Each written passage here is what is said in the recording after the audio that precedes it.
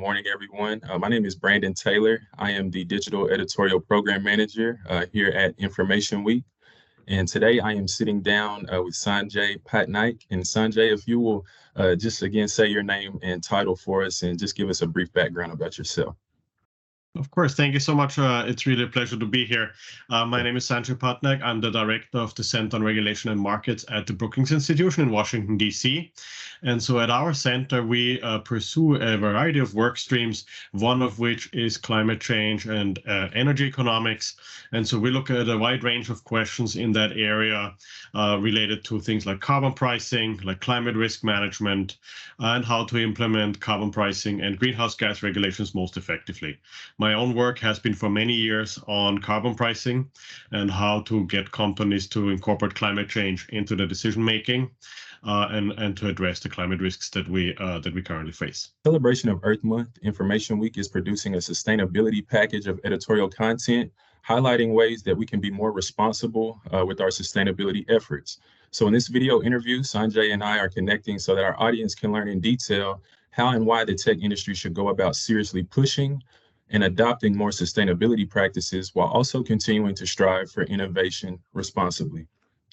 And so to begin, Sanjay, if you could ask CIOs to do one thing to help the environment, what would that be? So obviously there's a wide range of priorities these days, especially in the tech industries. But I think the one thing that companies could really have a huge impact on is if they look at their own exposure to climate risks and their own carbon footprint.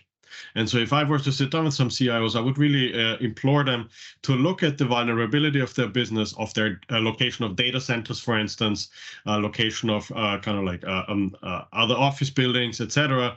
How vulnerable are those to climate change, to extreme weather events that we are seeing more and more around the world, and how big is the carbon footprint within the company?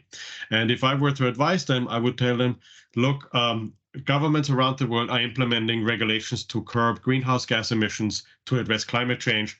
So you want to get out ahead of this and start addressing your own carbon footprint already internally by trying to reduce it, by trying to find ways to save energy while still maintaining and growing your operations. And I think companies that want to be innovative and that are early movers in that space can really make a difference and can actually become more competitive vis-a-vis some of their peers, because if they move early, they can probably do it at a cheaper rate than some other companies that have to do it later when regulation comes in place. What would be the biggest benefits, if you could name just 2 or 3 benefits of being proactive in this situation?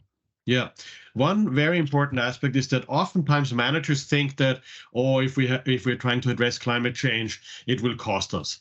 But that is a wrong way of thinking, because when you think about climate, it's actually very useful to think about it as an economic issue and as a risk management problem, right? And so when let's say you have a data center that is in an area that suddenly gets hit by a hurricane, which maybe in the past never has been hit, but because of climate change, we see more extreme weather events in areas that we haven't seen before. And so all your infrastructure gets destroyed.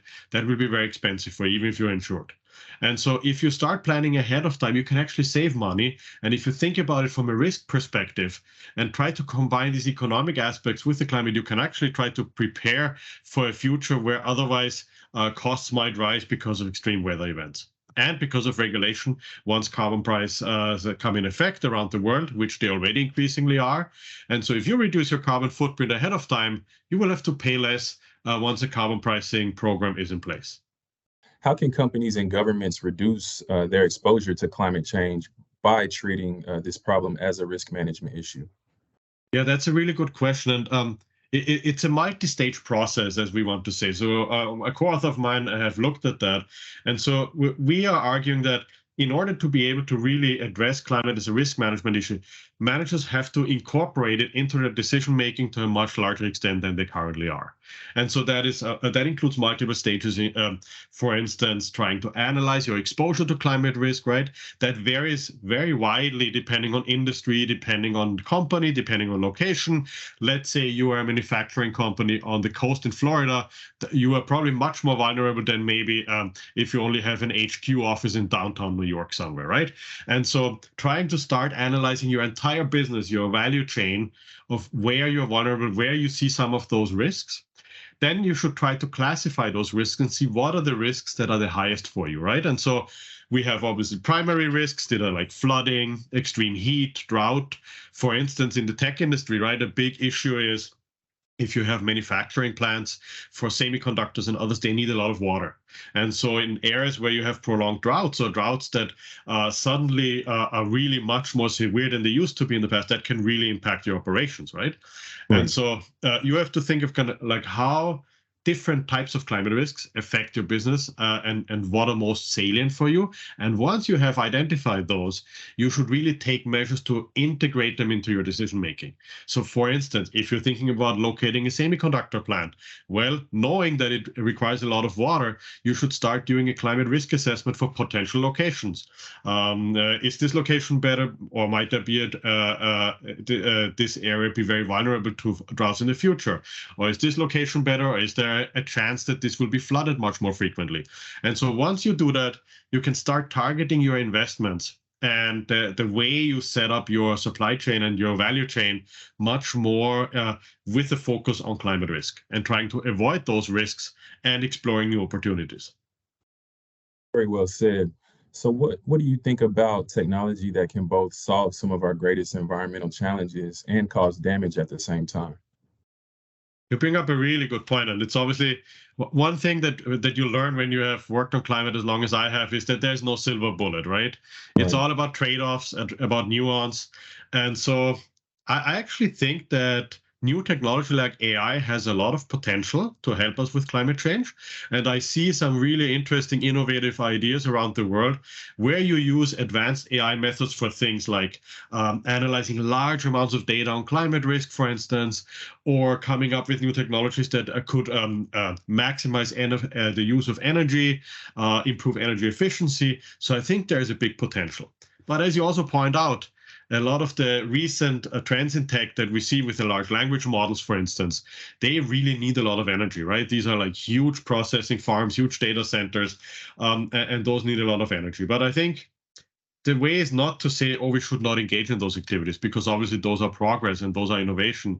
But the way we think about it is we should find ways to provide energy for that in a more environmentally sustainable way, right? Which means increasing our renewable share, which means maybe trying to offset some of those emissions in the short run if we cannot switch right away, but trying to find a way to reduce the carbon footprint while still being able to pursue these innovations and run these interesting technologies that I think are really exciting for the future. In terms of like the carbon footprint and some of the greenhouse gas emissions. When we think about AI, data analytics, and supercomputing as it relates to crypto mining, for example, do you have any thoughts on ways that we can be more sustainable in terms of accomplishing the crypto mining goals while also being sustainable? I know you kind of touched on that, but is there anything else you'd like to add?